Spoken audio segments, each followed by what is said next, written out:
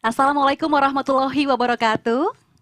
Shalom, Om Swastiastu, Namo Buddhaya, Salam Kebajikan, Rahayu. Selamat siang dan selamat datang dalam acara Kuliah Umum Pembatik 2024. Perkenalkan, saya Dayu Dewi, dan tentunya saya tidak sendiri, saya bersama dengan seseorang yang sangat spesial. Beliau adalah Duta Teknologi Provinsi Bali tahun 2023, Kak Dewa Made Yuda Andika. Selamat siang. Selamat siang, Kak Dewi. Hari ini langitnya cerah, ternyata makin cerah dengan senyumnya Kak Dewa. Terima kasih. Dan tentunya izinkan kami menyapa terlebih dahulu pada kesempatan yang berbahagia ini. Yang terhormat, Kepala Badan Pengembangan dan Pembinaan Bahasa Kementerian Pendidikan Kebudayaan Riset dan Teknologi, Profesor E. Aminuddin Aziz, MA PhD. Kepala Pusat Data dan Teknologi Informasi Kementerian Pendidikan Kebudayaan Riset dan Teknologi, Dr. Yudhistira Nugraha. Yang kami hormati Kepala Balai Layanan Platform Teknologi, Kementerian Pendidikan Kebudayaan Riset dan Teknologi, Wibowo Mukti MSI, Tim Percepatan Artificial Intelligence Institut Teknologi Bandung, Dr. Insinyur Eko Mursito Budi MT, para narasumber Kuliah Umum Pembatik Level 4 tahun 2024. Serta tentunya Bapak Ibu Duta Teknologi dan peserta Kuliah Umum Pembatik Level 4 tahun 2024 yang bergabung secara daring. Kita juga akan sapa ya, telah bergabung juga bersama kita sahabat teknologi yang merupakan peserta terbaik di masing-masing provinsi yang telah lolos ke level 4 Pembatik 2024. Kita sapa dahulu sahabat teknologi kita. Halo, selamat Halo, sahabat siang. teknologi. Wah, luar biasa. Coba kita ingin lihat nih senyum penuh maksimal, senyum penuh semangat. Betul sekali. Kita mau lihat gimana kalau dulu nih Kak Dewa jadi peserta, sekarang jadi pemandu acara. Betul sekali, Kak Dewi. Dan menjadi kebanggaan tentunya dari Provinsi Bali. Luar biasa. Selamat bergabung sekali lagi, semoga kita senantiasa sehat ya, dari awal acara hingga nanti akhir acara.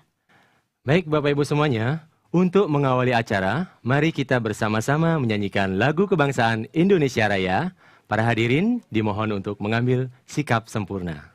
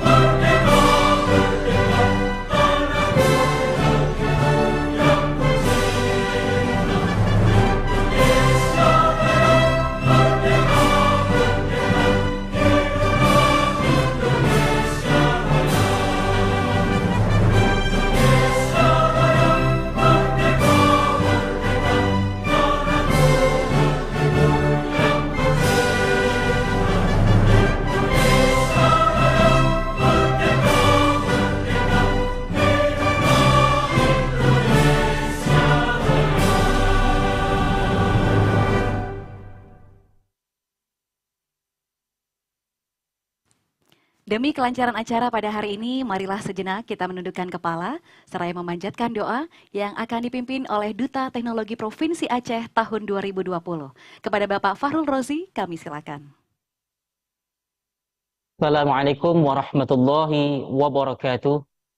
Selamat siang dan salam sejahtera buat kita semua. Baik Bapak dan Ibu sekalian, izinkan saya memimpin doa ini dengan tata cara Islam. Bagi yang beragama lain, mohon dapat menyesuaikan. A'udzu billahi minasyaitonir rajim. Bismillahirrahmanirrahim. Alhamdulillahirabbil alamin. Hamdan syakirin, hamdan na'imin, hamdan yuafini wa yukafi'u mazidah. Ya Rabbana lakal hamdu wa lakal syukru kama yanbaghi li jalali wajhikal karimi wa azimi sultanik. Allahumma salli ala Sayyidina Muhammad wa ala alihi wa sahbihi ajma'in. Ya Allah, Ya Rahman, segala puji bagimu, Tuhan semesta alam, tempat kami meminta, tempat kami memohon pertolongan. Dengan memohon ridho dan izinmu, berkahilah semua langkah dan perbuatan kami. Serta jadikanlah itu semua sebagai nilai ibadah dan nilai ilmu yang bermanfaat bagi kami. Ya Allah, Ya Rahman, Ya Rahim. Saat ini kami berkumpul dengan ruang tatap maya, mengikuti kuliah umum pembelajaran berbasis TIK, pembatik level 4 tahun 2024. Berbagi dan berkolaborasi dalam pemanfaatan AI untuk pembelajaran sebagai wujud implementasi kurikulum merdeka. Untuk itu, ya Allah, jadikanlah kegiatan ini kegiatan yang penuh rahmat, berkah dan membawa manfaat buat diri kami, generasi kami, dan bangsa ini. Ya Allah, Ya Rabb yang maha mengetahui. Dalam kegiatan kuliah umum pembelajaran berbasis TIK, pembatik level 4 tahun 2004 ini, bersihkanlah hati kami dari sifat-sifat tercela. Semaikanlah hati kami dengan berbagai sifat-Mu yang mulia. Satukan hati dan perbuatan kami dalam membangun negeri yang kami cintai ini. Ya Allah, Ya Ghafur, Engkau maha pengampun atas segala dosa. Ampunilah dosa kami, dosa kedua orang tua kami, dosa guru-guru kami, dosa para pemimpin kami, dosa para pendahulu kami, dosa para pahlawan kami, khususnya para pejuang rumah belajar dan platform teknologi yang tiada pernah kenal lelah untuk selalu menggemakan rumah belajar sebagai salah satu platform teknologi di negeri tercinta ini. Baik yang masih hidup maupun yang telah tiada, semoga amal kebaikannya menjadi sedekah jariah di yaumil hisab nanti. Ya Allah yang maha tinggi dan maha kuasa, bimbinglah kami, berilah kekuatan lahir dan batin kepada kami, satukan langkah dan pandangan kami, bangkitkanlah semangat kami bangun negeri ini, agar menjadi negeri yang baldatun, thayyibatun, warabun khafur, negeri yang damai, aman dan selalu dalam naungan ampunan-Mu ya Allah, ya Ilahi Rabbi. Ya Allah, Ya Rahman, Ya Rahim, Ya Maha Mengetahui. Limpahkanlah rahmat dan hidayah-Mu, serta curahkanlah ilmu dan hikmah-Mu pada kami agar kami mampu menjadi hamba-hamba-Mu yang selalu amanah dalam mengemban tugas menjalani kehidupan ini, serta ikhlaskan diri kami dalam mengabdi kepadamu ya Rabb. Ya Allah, Ya Mujib, Engkau yang maha mengabulkan segala doa. Perkenankanlah doa dan permohonan kami ini. Rabbana atina fid dunya hasanah wa fil akhirati hasanah wa qina adzaban nar. Wa sallallahu ala sayyidina Muhammad wa ala alihi wa sahbihi wa baraka wa sallam. Walhamdulillahi rabbil alamin. Assalamualaikum warahmatullahi wabarakatuh. Kami sampaikan terima kasih kepada Bapak Fahrul Rozi. Semoga segala doa kita dikabulkan oleh Tuhan Yang Maha Esa. Pembatik merupakan program peningkatan kompetensi pendidik dalam kegiatan belajar, mengajar, dan berkarya untuk mendukung terciptanya inovasi pembelajaran dalam implementasi kurikulum merdeka dengan mengedepankan pemanfaatan platform teknologi. Hadirin sekalian, mari kita simak bersama arahan sekaligus pembukaan yang akan disampaikan oleh Kepala Balai Layanan Platform Teknologi Kementerian Pendidikan Kebudayaan Riset dan Teknologi. Kepada Bapak Wibowo Mukti, kami silakan. Kami silakan.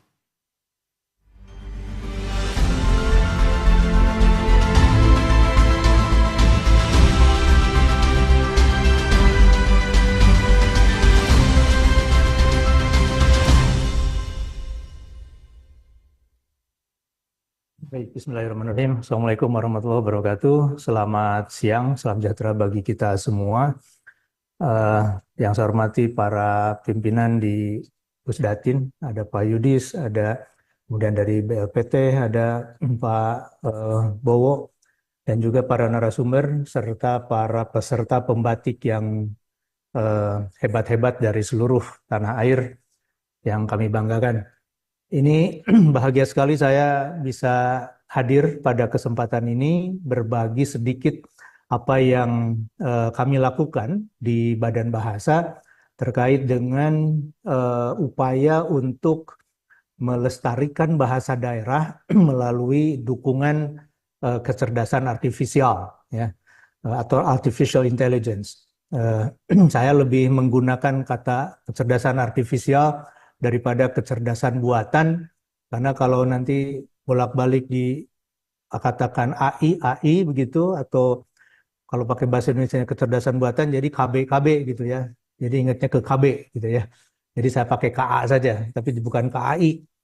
Eh, sedikit saya berbagi ini ya, berbagi layar, Bapak Ibu sekalian. Mudah-mudahan ini layarnya sudah terlihat dan ya, ini kecerdasan artifisial dan masa depan bahasa daerah. Ini terkait dengan pemanfaatan kecerdasan artifisial dalam revitalisasi bahasa daerah di Indonesia. Nah, ini hal-hal yang ingin saya sampaikan, tapi nanti ada beberapa bagian yang akan saya lewat-lewat saja. Eh, Badan Bahasa sebagai salah satu unit utama di Kementerian Pendidikan, Kebudayaan, Riset, dan Teknologi punya 3 program prioritas. Ada ini masalah literasi, kemudian pelindungan bahasa dan sastra, kemudian ada internasionalisasi bahasa Indonesia. Nah, yang fokus di penyelamatan bahasa daerah itu dalam pelindungan bahasa dan sastra. Saya perlu membuat disclaimer di awal bahwa saya ini bukan ahli AI, bukan ahli KA. Saya adalah linguis, ya, saya bahasawan. Yang fokus saya adalah di linguistik forensik, ya, forensic linguistics. Nah, ini adalah produk-produk yang dibuat oleh Badan Bahasa, dan kami sekarang ini yang sekarang betul-betul sedang fokus itu adalah mengembangkan KBBI, ya, Kamus Besar Bahasa Indonesia. Tahun ini akan sampai kepada 200.000 entry. Kemudian ada CPB, aplikasi penyuntingan ejaan bahasa Indonesia, yang sudah masuk ke versi kedua. Ini untuk penyuntingan naskah berbahasa Indonesia. Dan ini semua bisa diakses secara gratis melalui aplikasi Halo Bahasa. Jadi silahkan diunduh saja Halo Bahasa, apakah itu melalui Android maupun melalui iOS, begitu. Tren global, disrupsi, dan tantangannya saya tidak akan upas ini, ya, nanti ini paparannya bisa saya berikan. Kemudian ini juga tidak akan saya sampaikan. Nah, yang ini Bapak Ibu sekalian, karena saya orang bahasa, ya. Jadi kalau melihat bahasa di era digital ini saya mengutip pendapatnya Alvin Toffler yang mengatakan bahwa dalam setiap perkembangan teknologi itu akan lahir lingkungan teknologi atau yang disebut dengan teknosfer. Nah, si teknosfer ini akan membawa informasi dalam kemasan yang khas, disebut dengan infosfer. Kemudian si informasi yang khas ini, yang dikemas secara khas dalam lingkungan teknologi yang khas tadi, itu akan membentuk dan mengubah norma-norma sosial. Jadi akan muncul norma-norma baru di dalam pola interaksi antara satu pengirim pesan dengan penerima pesan berikutnya. Nah, cara seperti itu, Bapak Ibu sekalian, itu akan menentukan pola pikir seseorang, ya, dan kemungkinan akan berubah gitu sesuai dengan perubahan teknologi itu. Nah, karena adanya perubahan pola pikir yang disebut dengan psikosfer, itu akan membuat sebuah model pertuturan atau berbahasa yang berbeda, yang disebut dalam istilah Alvin Toffler itu dengan linguasfer. Jadi linguasfer ini adalah cara orang berbahasa yang relatif berbeda gitu ya, karena memang ditentukan oleh perubahan lingkungan yang berbeda begitu ya. Nah, itu dampak dari perubahan teknologi. Perubahan teknologi yang cepat, maka linguasfer juga akan berubah secara cepat. Perubahan teknologi lambat, maka linguasfer juga akan relatif lambat begitu. Nah, dari hasil survei gitu ya, dari sini bisa dilihat Bapak Ibu sekalian, itu dari TDO ya, The Future of Chatbots, itu eh, bagaimana penggunaan kecerdasan artifisial ini dalam proses pelayanan gitu ya. Ternyata 62% pengguna itu lebih memilih menggunakan chatbot daripada harus menunggu layanan oleh manusia gitu. Dan itu hanya ada 38%. Artinya sekarang sudah mulai ada pergeseran dari aspek layanan dari eh, lembaga-lembaga pemberi layanan itu sendiri ketika berhubungan dengan penggunanya gitu ya. Nah, ini adalah satu bukti bahwa teknologi betul-betul mempengaruhi pola atau cara orang berkomunikasi. Nah, ini saya tidak akan eh, kupas, nanti biar oleh narasumber yang lain yang lebih ahli di dalam urusan KA ya. Saya lewat saja ini ya. Ini juga eh, saya lewat ini. eh, Nah, saya ingin masuk ke yang utamanya ya. Ada kepunahan bahasa daerah. Ancamannya itu ternyata kepunahan bahasa daerah itu bukan sesuatu yang eksklusif khusus untuk Indonesia gitu ya. Karena dari data yang dirilis oleh UNESCO dari 7 ribuan bahasa daerah yang ada di dunia ini, itu setiap 2 minggu Bapak Ibu sekalian ada kepunahan satu bahasa daerah gitu ya. Jadi dalam setiap 2 minggu itu menurut data yang dirilis itu ada kepunahan. Nah di Indonesia ya karena jumlahnya banyak sekali bahasa daerah itu ada 718 bahasa daerah ini eh, tingkat kepunahannya itu menjadi semakin kelihatan ya karena apa? Penutur-penutur bahasa daerah kita itu tersebar pada daerah-daerah yang sangat luas begitu dan jumlahnya juga sangat beragam. Nah, kalau ditanya Mbak, apa sih sebetulnya yang membuat bahasa daerah itu semakin punah? Kata kuncinya sebetulnya hanya satu, yaitu ketika bahasa daerah itu tidak digunakan. Nah, ini satu bukti ya yang saya peroleh dari BPS datanya ketika saya berkunjung ke BPS itu, mereka mempunyai data bahwa di dalam survei ya, tahun 2020 itu ditemukan 73,87% itu masih menggunakan bahasa daerah di keluarganya. Tetapi ketika bergeser penggunaan bahasa daerah itu ke level tetangga, ternyata penggunanya itu menurun ya hampir 2% gitu Bapak Ibu sekalian. Nah, penurunan 2% dari jumlah yang begitu banyak, puluhan bahkan ratusan juta, itu jumlahnya juga menjadi sangat banyak gitu ya. Nah, saya mencatat misalnya dari data BPS itu dalam 10 tahun terakhir ketika saya tahun 2021 ketemu dengan teman-teman BPS, itu penutur bahasa Sunda ya, saya ini penutur bahasa Sunda, itu ada kehilangan penutur jumlahnya cukup besar yaitu 2 juta orang dalam 10 tahun terakhir. Nah, jadi artinya ya itu setiap tahun ada 200.000 orang tidak lagi menggunakan bahasa Sunda. Dan ini jumlah yang cukup besar ya.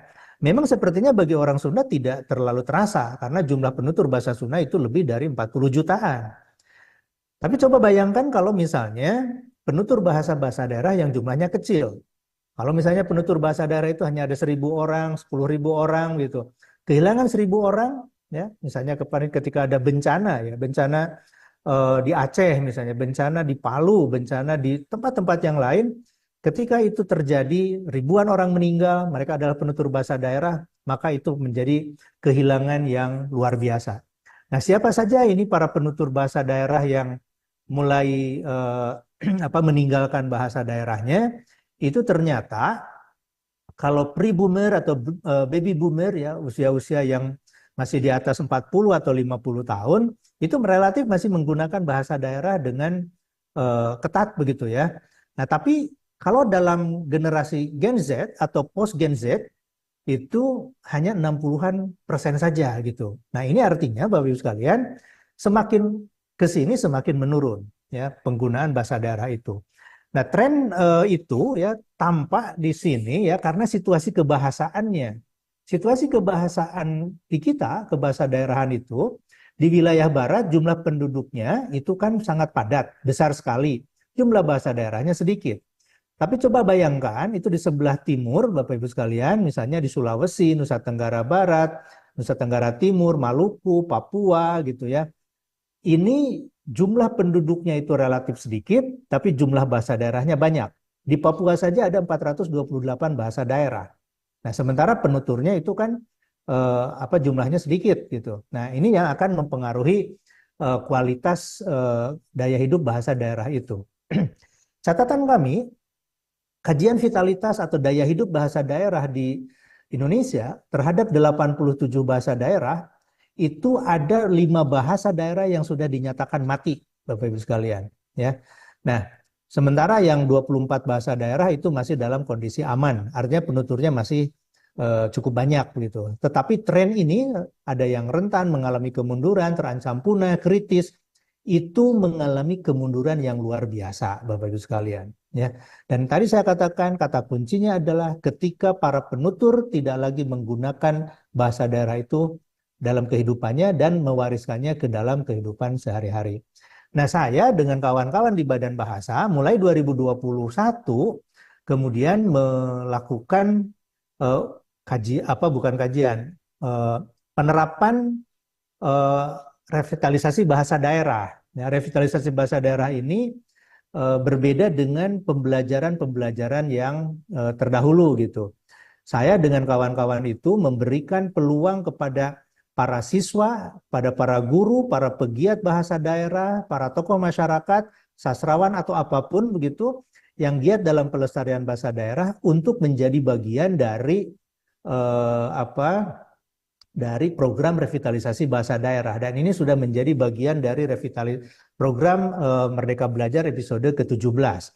Nah, tadi kan kalau sudah level 4 di pembatik ini kata kuncinya adalah kolaborasi.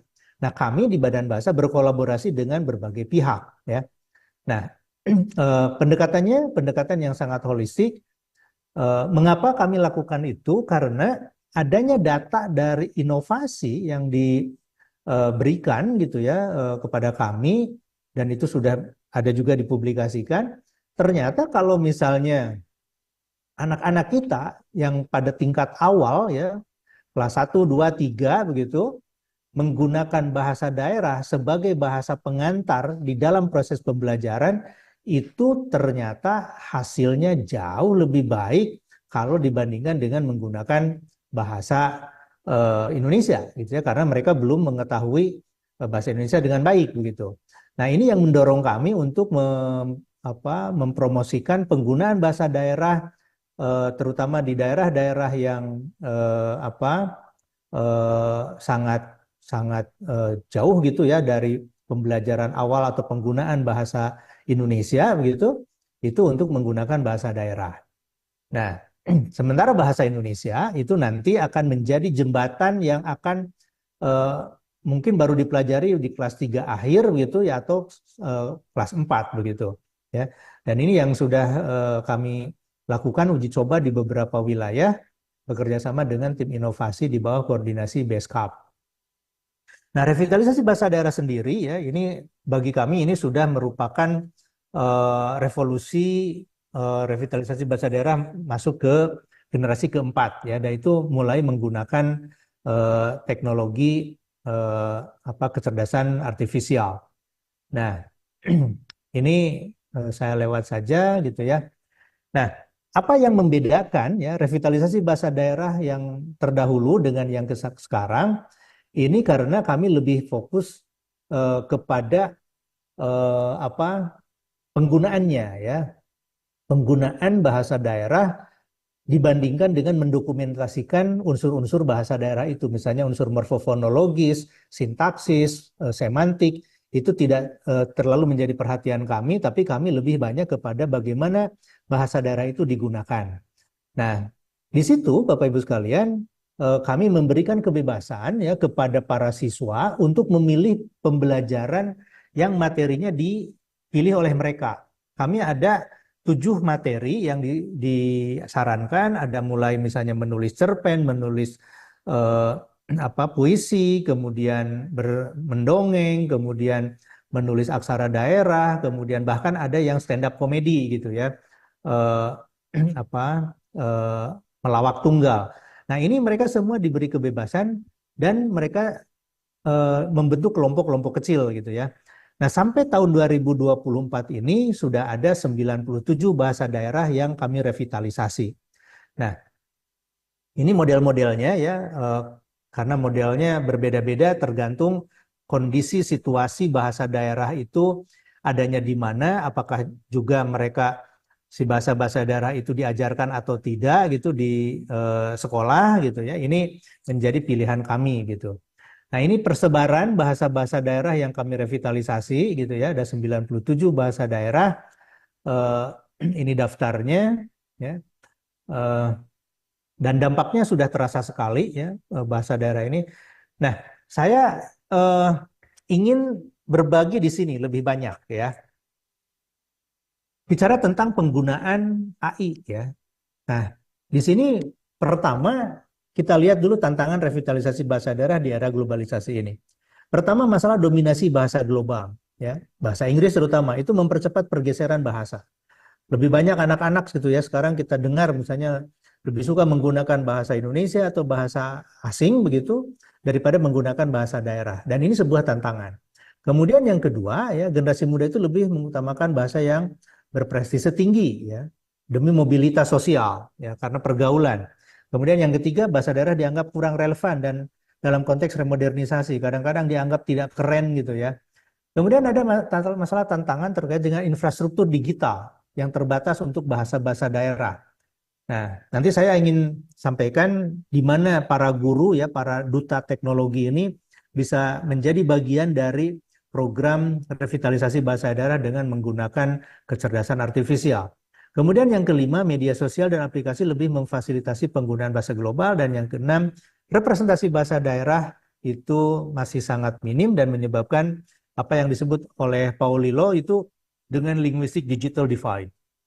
Nah, potensi pemanfaatan kecerdasan artifisial sendiri, Bapak Ibu sekalian, itu bisa digunakan dalam konteks seperti ini ya. Untuk pendokumentasian bahasa daerah, untuk pengembangan aplikasi pembelajaran bahasa daerah, kemudian penerjemahan antar bahasa daerah, kemudian revitalisasi bahasa yang hampir punah, pengumpulan data bahasa melalui artificial intelligence, kemudian teknologi penerjemahan. Nah, mari kita lihat satu persatu, ya Bapak Ibu sekalian.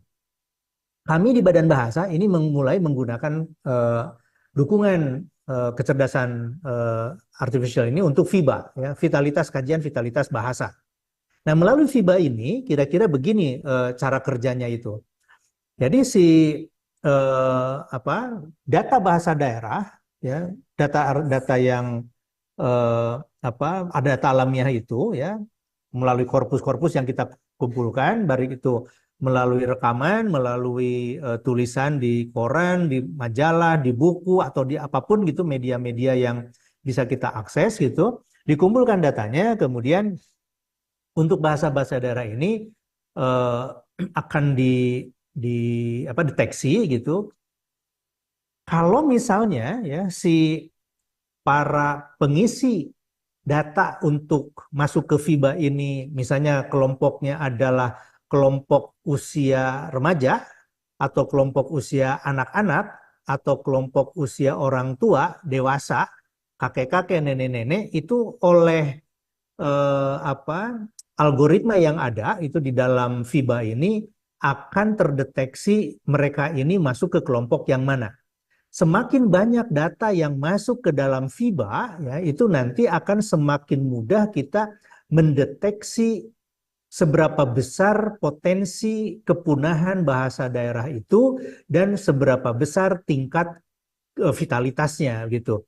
Semakin banyak para pengisi suara itu, ya, dan semakin banyak juga tentu saja yang mengisinya dari kalangan anak-anak dan anak muda gitu, dan para remaja, maka itu artinya bahasa daerah itu bisa disimpulkan untuk sementara memiliki tingkat vitalitas bahasa yang lebih baik dibandingkan kalau misalnya yang mengisi suaranya gitu, yang merekamkan suaranya ke dalam FIBA ini mereka adalah yang orang-orang tua gitu ya. Misalnya usia 50 60-an gitu yang lebih banyak merekamkan suaranya, maka itu berarti bahasa itu hanya dipakai oleh para orang tua. Sementara anak-anak muda itu sudah meninggalkan bahasanya gitu. Nah, itu melalui apa yang kita sebut dengan speech recognition atau pengenalan warna suara gitu ya. Karena warna suara kita itu masing-masing berbeda gitu ya. Satu orang dengan orang lainnya sama seperti sidik jari kita ya, seperti kita punya DNA gitu ya. Itu akan berbeda satu orang dengan orang yang lainnya. Dan yaitu correct atau believable ya. Believable itu dapat dipercaya. Kalau correct itu kan tentu udah proven benar dan sebagainya itu. Kemudian pendekatan ketiga adalah learning based agent. Nah, learning based agent ini yang kita saat ini yang banyak hype sekarang kita gunakan yang kita sebut sebagai generative AI gitu ya. Di mana bagaimana agent itu pengetahuan itu bersumber dari data modeling yang ada gitu. Jadi intervensi dan seterusnya itu berasal dari pembelajaran dari data ya, pembelajaran dari mesin gitu.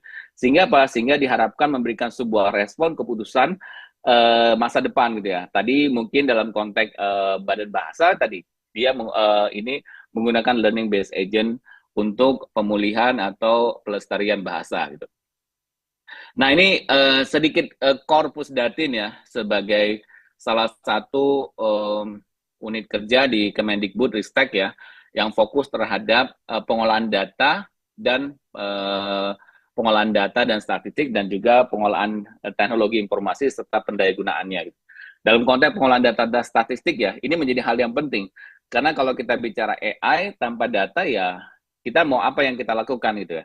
Karena di berbagai negara salah satu keunggulannya mereka adalah pada saat mereka membangun sebuah industri AI, mereka menyediakan banyak lab data atau platform data yang bisa digunakan gitu ya. Artinya ini menjadi salah satu poin utama di samping tadi kebutuhan infrastruktur gitu. Jadi salah satu syarat pada saat kita bicara AI ya tentu kita harus mengembangkan bagaimana ekosistem data yang nanti bisa digunakan dalam hal pengembangan model dan seterusnya gitu. Nah, seperti apa sih peran pengembangan ekosistem data pendidikan ya di dalam konteks Pusdatin atau Kemendikbudristek yang tentunya adalah bagaimana kita melakukan pengolahan ekosistem data. Dalam bicara ekosistem data, kita harus melihat objek data, kemudian subjek data, serta tata kelola. Dalam konteks bahasa kan ada objek datanya, subjek datanya siapa, objek data misalkan kita ada mengidentifikasikan ada 97 bahasa atau dialek gitu kan. Kemudian subjeknya siapa aja, kemudian bagaimana kita regulasinya dan seterusnya untuk bisa memastikan integrasi berbagai data, kemudian bagaimana kita melakukan verifikasi, validasi data yang akurat dan terpercaya. Kemudian masuk ke dalam bagaimana kita membangun sebuah ekosistem ya, satu data ataupun master data ya. Jadi mengintegrasikan dan memvalidasikan dari berbagai sumber data gitu ya, dari berbagai sumber untuk memastikan keakurasian, kemudian konsistensi data tersebut. Kemudian setelah kita membangun sebuah master data atau satu data atau ekosistem data, bagaimana data ini digunakan untuk pembangunan, data ini digunakan untuk pengembangan layanan berbasis elektronik dan sebagainya gitu. Kemudian tentu ini menjadi salah satu tantangan ya, bahwa data tidak hanya dikumpulkan, tapi data digunakan untuk pengembangan layanan publik, biasanya melalui API, kemudian penggunaan data untuk pembangunan ya. Artinya bagaimana data ini dilakukan analitik ya, untuk bisa menjadi bagian dari pengambilan kebijakan, atau yang kita kenal sebagai data-driven policy. Contoh misalkan, harapannya dengan adanya data tadi, pemerintah bisa tahu berapa banyak sih sebenarnya kebutuhan guru di Indonesia, berapa banyak sih sebenarnya kebutuhan guru fisika, guru biologi, dan seterusnya sesuai dengan profiling dari mahasiswa atau siswa di suatu daerah dan seterusnya gitu. Ini suatu hal yang mungkin menjadi hal yang menarik untuk kita ketahui bersama gitu. Nah, tentu dalam konteks ini peran Pusdatin dalam ekosistem data pendidikan adalah harapannya menjadi sumber informasi terpercaya, kemudian penyedia informasi yang cepat dan akurat, kemudian menjadi pusat analisis, bagaimana kita melakukan data analitik, dan punya kemampuan data capabilities untuk bisa mengolah data-data yang tadi. Kemudian yang berikutnya adalah analisis standar dan khusus ya, artinya kita punya pendekatan-pendekatan analisis yang memang bisa digunakan untuk berbagai keperluan dalam hal konteks pembangunan di sektor pendidikan gitu. Nah, pertanyaan berikutnya adalah pada saat kita bicara AI atau KA, bahwa KA ini kan sebuah teknologi. Pertanyaannya bagaimana teknologi itu melakukan transformasi pendidikan gitu. Nah, secara umum saya coba bagi menjadi 3 bagian, itu adalah bagian sensing, kemudian understanding dan acting ya. Sensing ini adalah bagian dari bagaimana upaya kita merasakan. Bagaimana kita berupaya untuk mengumpulkan berbagai sumber data gitu. Dalam contoh tadi di Prof. Amin menyampaikan bagaimana Badan Bahasa berupaya untuk mengumpulkan berbagai data dari bahasa dari penutur asli. Ini bagaimana kita sensing, makanya perlu kolaborasi dengan para guru, komunitas untuk bisa melestarikan bahasa-bahasa gitu dan konteks-konteks yang lain gitu. Jadi sensing bagaimana kita punya kemampuan untuk mengintegrasikan data, kemudian setelah datanya terintegrasi, kedua adalah bagaimana kita punya kemampuan untuk memahami gitu, kemampuan untuk understanding. Nah, dalam konteks understanding ini adalah kita punya kemampuan analitik data gitu. Nah, dalam konteks AI ya, jadi analitik data ini ada 4 tahapan ya. Pertama, kemampuan untuk melakukan descriptive analytic ya. Descriptive analytic ini pada dasarnya menceritakan atau memvisualisasikan apa yang saat ini terjadi. Misalkan dengan data yang ada, kita sebenarnya bisa melihat berapa banyak guru yang sudah misalkan yang sudah level 4, level 3, dan seterusnya, berapa banyak guru yang punya kompetensi A, B, dan seterusnya gitu. Kemudian diagnostik analitik, mengapa itu terjadi gitu. Kenapa guru di sana kurang dan seterusnya. Kemudian prediktif analitik, kita bisa memperkirakan apa yang akan terjadi sampai dengan preskriptif, menyarankan tindakan yang harus diambil. Jadi bahwa bicara AI tidak terlepas dari analitik data atau yang bisa disebut sebagai data science ya. Jadi biasanya kombinasi antara data science dan AI dan seterusnya gitu. Dari hasil analisis ini bagaimana ini digunakan untuk mengambil keputusan atau kebijakan. Jadi intervensi berbasis data. Jadi hasil analisis yang kita gunakan ini bisa digunakan, oh ternyata kita perlu guru A, guru B, oh ternyata kita perlu peningkatan kompetensi A, B, dan seterusnya gitu.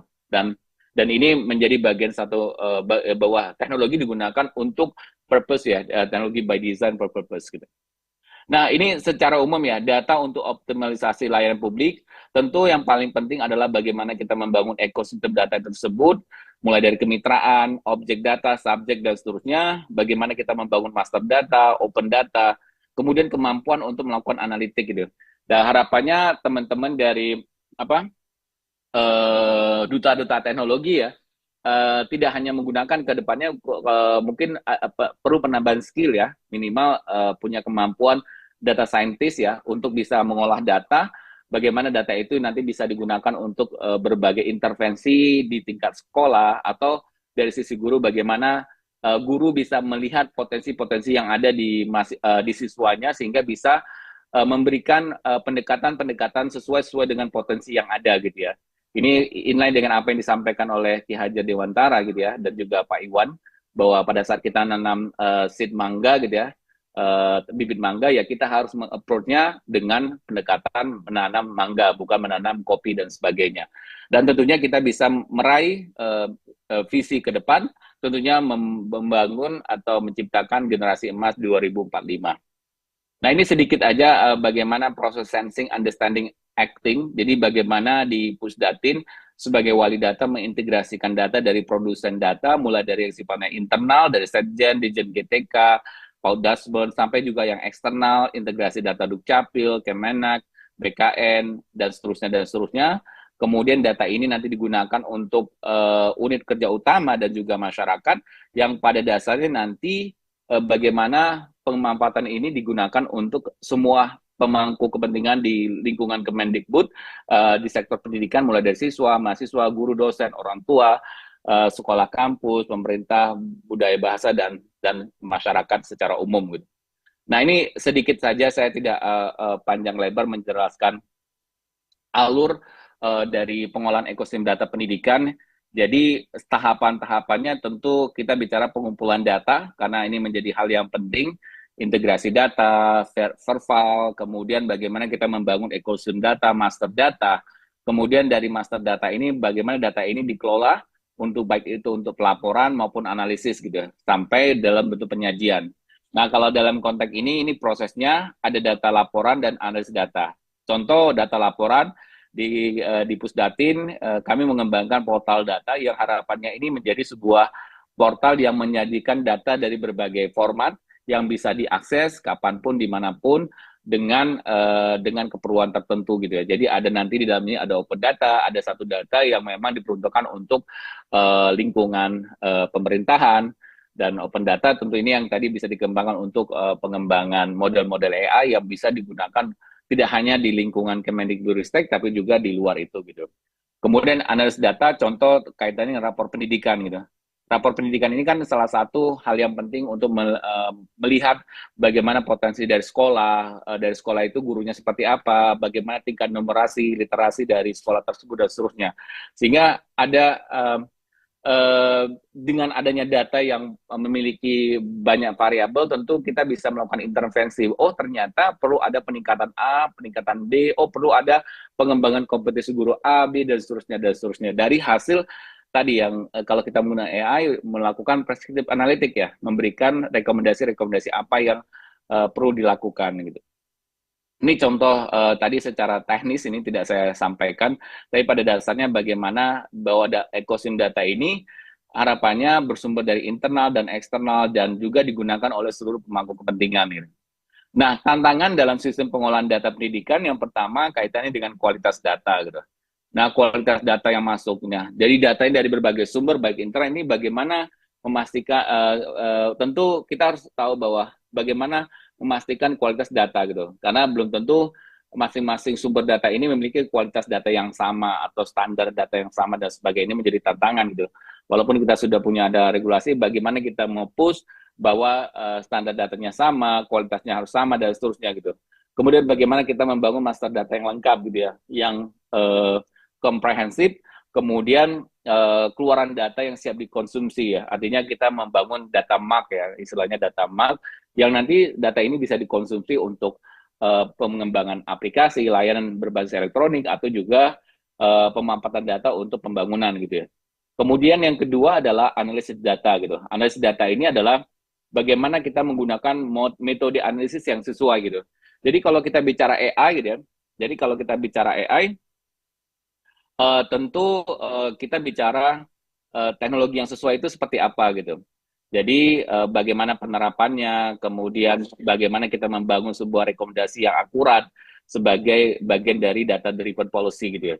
Kemudian ada akses data, sebagai kecepatan akses data, karena tadi kalau kita ingin membangun sebuah ekosistem AI di Indonesia, tentu kita harus menyediakan akses data yang punya high availability yang cukup bagus, pengaturan akses, kemudian geo-distributed, artinya bisa digunakan di berbagai konteks dan lokasi gitu. Nah, ini contoh kebutuhan sistem elektronik yang harapannya akan dikembangkan di Pusdatin, mulai dari pemanfaatan sistem API, kemampuan ini bagaimana akses data tersebut, kemudian kemampuan high availability, kemudian kemampuan analitik yang salah satunya menggunakan machine learning dan generative AI, dan yang paling penting adalah investasi people, SDM itu, artinya kemampuan analisis berbasis teknologi di bidang pendidikan. Bagaimana kita mengembangkan data scientist yang memiliki konteks di sektor pendidikan gitu. Nah, tentu sebagai seorang data scientist tidak harus bersumber atau berlatar belakang IT. Data scientist bisa dari berbagai background sepanjang dia punya kemampuan yang dibutuhkan, baik itu sifatnya ya minimal coding, tapi yang paling penting adalah punya critical view, kemudian data science thinking, dan sebagainya. Ini beberapa contoh job role dan kompetensi yang harus dimiliki oleh seorang data analis, data engineer, dan data scientist. Nah, ini pengembangan arsitektur yang tidak saya sebutkan, bagaimana membangun sebuah ekosistem platform data. Kenapa? Karena ini menjadi hal yang core penting dalam hal pengembangan AI itu sendiri gitu. Ini contoh studi kasus bagaimana kita melakukan pembangunan sistem analitik untuk data driven ya, data driven policy di konteks rapor pendidikan. Mulai dari data understanding, data preparation, kemudian kita melakukan matchmaking, sehingga dari root cause yang ada, kita bisa memberikan rekomendasi kebijakan yang memang berbasis data atau data yang baik itu sumber data variabel utama, kemudian kita gabungkan dengan variabel atribut, karena masing-masing daerah itu kan punya variabel atribut yang berbeda ya, dalam konteks sosial, ekonomi, dan sebagainya. kemudian kita bisa menggunakan salah satu model machine learning, misalkan key cluster, sehingga kita bisa memberikan sebuah rekomendasi yang sesuai dalam konteks yang ada gitu. Nah, ini kemudian ada pemanfaatan AI dalam konteks privacy ya. Jadi mulai dari yang sifatnya untuk synthetic data, kemudian bagaimana kita bisa melakukan analisis data tanpa harus mengkompromis data privasi. Ini tidak saya jelaskan satu-satu, mungkin salah satunya adalah synthetic data generation. Ini adalah salah satu teknologi privacy preserving AI machine learning gitu ya. Nah, ini contoh model AI atau model ML yang dapat digunakan dalam konteks keamanan dan data pribadi. Salah satunya ini yang pernah saya gunakan dalam membangun data sintesis ya.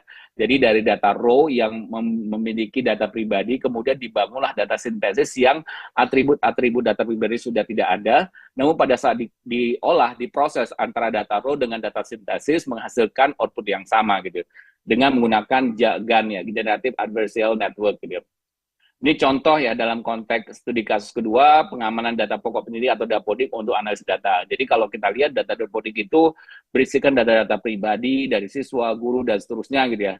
Bagaimana data Dapodik ini bisa di-share, bisa di-sharing tanpa harus mengkompromis data pribadi. Salah satu solusinya adalah kita bisa menggunakan data sintesis ya, atau teknik data sintesis yang memungkinkan privacy tetap aman, terjaga sambil mendukung analisis yang mendalam.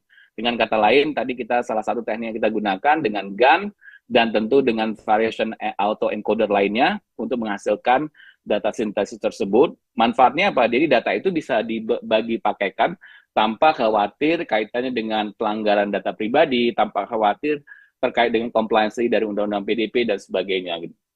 Nah, ini beberapa contoh analisis master data untuk berbagai kebijakan.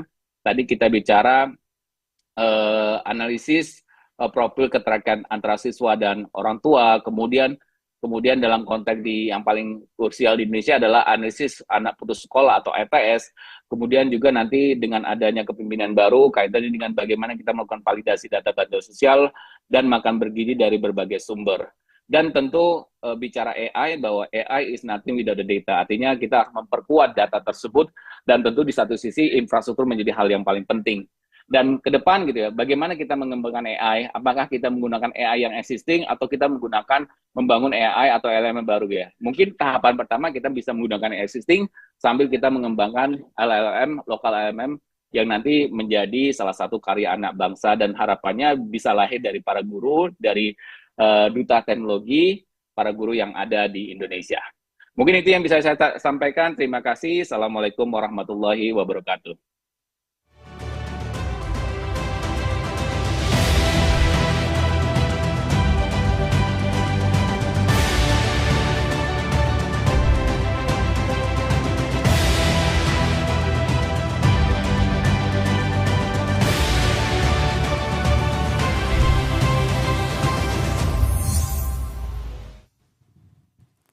Terima kasih Bapak Yudhistira Nugraha atas materi yang luar biasa.